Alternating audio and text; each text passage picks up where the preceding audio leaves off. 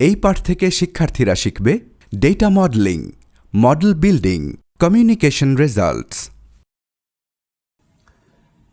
এর পরবর্তী যে স্টেজটা মডেল প্ল্যানিং, এই স্টেপ নিয়ে আমরা এখন কথা বলবো। সো মডেল প্ল্যানিংয়ে আমাদেরকে যে কাজটা প্রথমত করতে হবে সেটা হচ্ছে আমাদেরকে মেথডটা আইডেন্টিফাই করতে হবে। কোন মেথডটা ইউজ করে আমাদের ডেটা অ্যানালিসিস কাজটা আমরা করব, সেই জিনিসটা আইডেন্টিফাই করাই কিন্তু মডেল প্ল্যানিংয়ের কাজ। মডেল প্ল্যানিংয়ের ক্ষেত্রে আমাদেরকে ডিটারমাইন করতে হবে ডেটা অ্যানালিসিসের জন্য আমরা কোন মেথডটি ইউজ করব, এবং এই কেসে আমাদেরকে দুইটা জিনিস অবশ্যই খেয়াল রাখতে হবে। যেই মেথডটাই আমরা চুজ করি না কেন, এটা আমাদের অবজেক্টিভ এবং আমাদের যে অ্যাভেলেবল ডেটা, এই দুইটার জন্য ওয়েল সুটেড হতে হবে। তো আমরা অবজেক্টিভ মিট করা বলতে আসলে কি বুঝাচ্ছি? তো আমাদেরকে আসলে দেখতে হবে যে আমরা যেই টাইপের মেথডটা ইউজ করছি এটা আমাদের অবজেক্টিভের সাথে আসলে ম্যাচ করে কি না। ফর এক্সাম্পল, আমরা ক্লাসিফিকেশন, রিগ্রেশন অথবা ক্লাস্টারিং ডিফারেন্ট মেথড নিয়ে কিন্তু কাজ করতে পারি, কিন্তু আমাদের প্রজেক্টের জন্য, আমাদের অবজেক্টিভের জন্য যেই জিনিসটা বেশি অ্যাপ্রোপ্রিয়েট, আমাদেরকে ওই মেথডটাই চুজ করতে হবে। সিমিলারলি সব ধরনের ডেটার জন্যই কিন্তু সব মডেল প্রযোজ্য না। এই জিনিসটা মাথায় রেখেও কিন্তু আমাদেরকে আসলে মডেলের জন্য যে আমরা মেথডটা ইউজ করব, ওই মেথডটাকে সিলেক্ট করতে হবে। ডেটা অ্যানালিসিসের জন্য আমরা যে মেথডটা ইউজ করছি, মেথডটা কিন্তু অনেক কিছুই কাভার করতে পারে, যেরকম feature modelling, feature selection, model creation, statistical method এবং ডেটা ভিজুয়ালাইজেশন।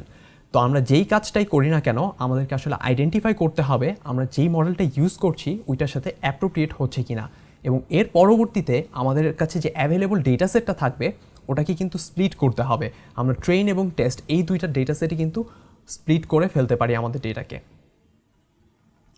এর পরবর্তী স্টেজ হচ্ছে মডেল বিল্ডিং। আমরা মডেল প্ল্যানিং স্টেজে যে মডেলটা অর মেথডটা সিলেক্ট করেছি, এই মেথডটা নিয়ে ইটারেটিভ একটা প্রসেসের মাধ্যমেই কিন্তু আমাদেরকে মডেলটি বিল্ড করতে হবে। এবং এই কেসে একটি জিনিস মাথায় রাখতে হবে, সেটা হচ্ছে এটি কিন্তু একটি কমপ্লিটলি সেপারেট ফেজ। কারণ আমরা মডেল প্ল্যানিংয়ের ক্ষেত্রে ইউজুয়ালি টয় এক্সাম্পলস ইউজ করি, ছোটো ডেটা, সো দ্যাট আমাদের জন্য জিনিসটা যেন চ্যালেঞ্জিং না হয়ে যায়।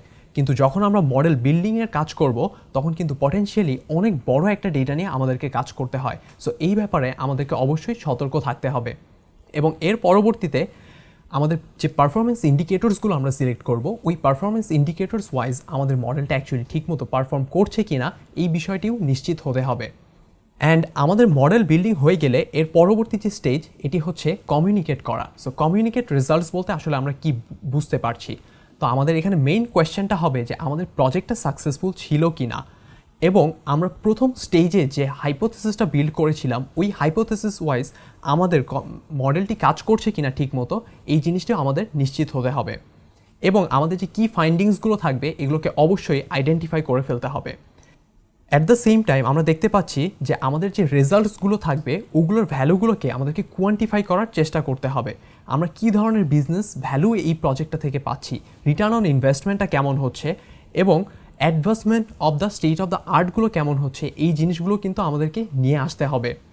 এবং লাস্টলি আমাদেরকে যে ফাইন্ডিংসগুলো থাকে, এগুলোকে সামারাইজ করতে হবে ডিফারেন্ট অডিয়েন্সদের জন্য, সো দ্যাট সবাই জিনিসটা আসলে বুঝতে পারে যে এই প্রজেক্টটি কী করা হয়েছিল এবং এই প্রজেক্টের আউটকামটা আসলে কী। আমাদেরকে লার্জ স্কেলে প্রজেক্টটা শুরু করার আগে কিন্তু আমাদেরকে একটি পাইলট রান দিয়ে নিতে হবে। সো এই পাইলট রান থেকে আমরা যে ইনসাইটসগুলো পাবো, এগুলো জেনারেট করে আমাদের অ্যাকচুয়াল লার্জ স্কেল স্টেপে আমরা ঠিকঠাক মতো প্রজেক্টটা ইনকর্পোরেট করে ফেলতে পারবো।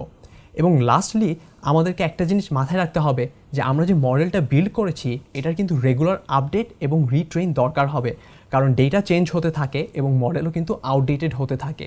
সিন্স ডেটাই একটা মডেলের জন্য গুরুত্বপূর্ণ একটা পার্ট অথবা ভূমিকা পালন করে, আমাদেরকে মাথায় রাখতে হবে যে যখনই আমরা ডেটা ড্রিভেন কোনো মডেল আমরা বিল্ড করব, this should be updated regularly. শুধুমাত্র রেগুলারলি আপডেট করেই কিন্তু আমরা আসলে একটা মডেল থেকে সবচেয়ে ভালো আউটকামটা পেতে পারি।